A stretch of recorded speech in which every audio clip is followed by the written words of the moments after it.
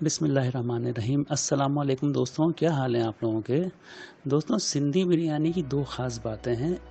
ये बहुत मसालेदार, चटपटी, खटास से भरपूर होती है और इसमें आलू ज़रूर होते हैं। अगर आलू नहीं है तो समझो वो सिंधी बिरयानी नहीं है। ट्रेडिशनल तरीके से किस तरह से पकाई जाती है घर में मौजूद मसालों के साथ, ये आज आपके साथ शेयर करते हैं। यकीनन आपको पसंद आएगी। अगर आपको अच्छी लगे तो मुझे फीडबैक ज़रूर दीजिए और हाँ, लाइक का बटन ज़रूर दबाइए। तो चलें फिर हम अपनी रेसिपी की तरफ बढ़ते हैं। इसके लिए मैंने 750 ग्राम या 3 पाव सेला चावल लिए हैं, गोल्डन राइस। इसको मैंने 2 घंटा के लिए भिगो दिया है। चावलों को बॉईल करने के लिए इसमें 2 टेबलस्पून नमक और 2 टेबलस्पून सफ़ेद सिरका डाला है। एक कन्नी छोड़ दिया है। बॉईल हो गए तो मैंने छलनी में निकाल कर रख दिया है। ये 1 किलो बीफ है जिसको मैंने पहले से थोड़ा सा नमक डालकर गला लिया था। 3 कप पानी डालकर। गोश्त को पहले से गलाने का मकसद ये है कि जब हम रेसिपी बनाएं तो मुझे ज़्यादा टाइम ना लगे। 1 पाव आलू है जिसको मैंने थोड़ा सा नमक और जर्दे का रंग डालकर बॉईल कर लिया है। ये आधे बॉईल हुए हैं। जब चावल बॉईल हो रहे थे उसी दौरान मैंने मसाला बनाने की तैयारी की है। 2 कप ऑयल में 3 बड़ी प्याज स्लाइस करके डाली और इसको ब्राउन करके बाहर निकाल लिया है। ये ब्राउन की हुई प्याज है जो हम बाद में इस्तेमाल करेंगे। अब इसी ऑयल में कुछ साबुत गरम मसाला डालते हैं जिसमें 3 तेज़पात के पत्ते हैं, 10 लौंगे हैं, 10 काली मिर्च, 5 छोटी इलायची, 1 बड़ी इलायची, 1 बादियान का फूल है, एक चाय का चमचा सफ़ेद ज़ीरा और काला ज़ीरा है, 2 दालचीनी के पीस हैं। ये इस तेल में शामिल कर देते हैं। इसको थोड़ी सी देर फ्राई करेंगे दरमियानी आंच पर। जब तेल में मसाले की खुशबू अच्छी तरह से आ गई है तो ये मेरे पास आधा किलो स्लाइस किए हुए हरे और लाल टमाटर हैं। इसमें से मैंने थोड़े से बचा लिए हैं जो कि हम तह में लगाएंगे। ये टमाटर इसमें शामिल कर देते हैं। इसी के साथ 2 टेबल स्पून भर के लहसुन अदरक का पेस्ट भी डाल देते हैं और इसको 1 मिनट तक फ्राई करते हैं ताकि इसका कच्चापन ख़त्म हो जाए।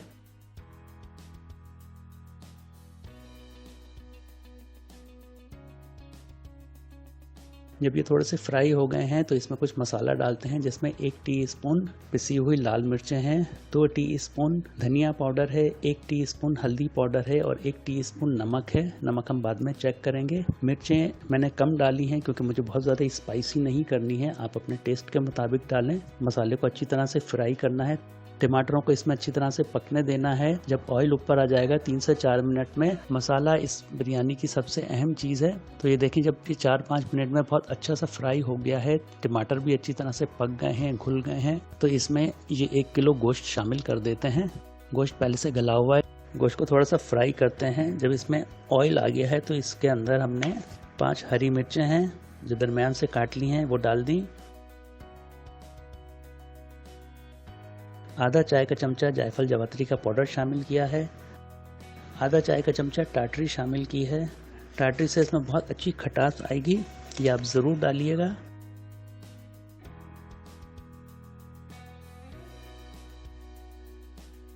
जो प्याज ब्राउन की थी उसमें से आधा हिस्सा हमने इसके अंदर शामिल कर दिया है। ये 2 टेबल स्पून लीमू का रस है। 1 कप धनिया और पुदीना की पत्तियां हैं और आधा कप दही है।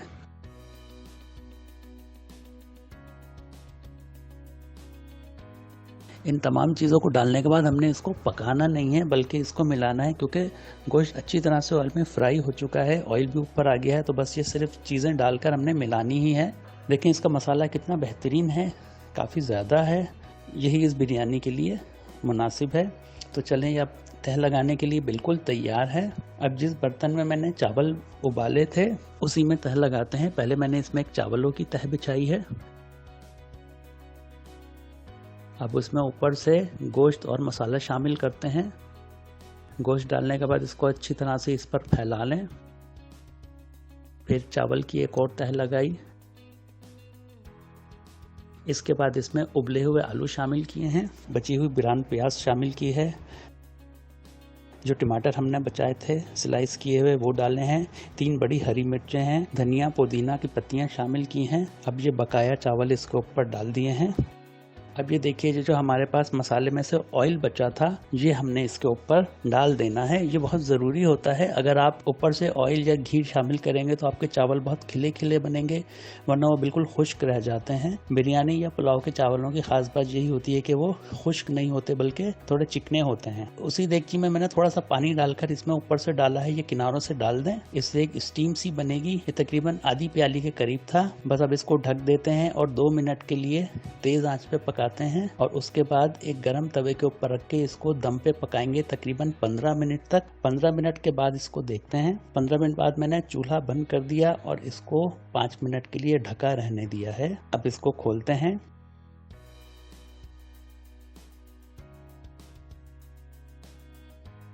डिश में निकालते हैं। ये देखिए इसके चावल कितने खिले हैं। चावलों को उबालते वक्त सिरका डाल देते हैं तो वो बहुत खिले खिले से बनते हैं। अगर आपको ये रेसिपी अच्छी लगे तो मुझे कमेंट सेक्शन में ज़रूर बताइए। दुआ में याद रखिए। नई आने वाली वीडियो तक के लिए मुझे इजाज़त दीजिए। अल्लाह हाफ़िज़।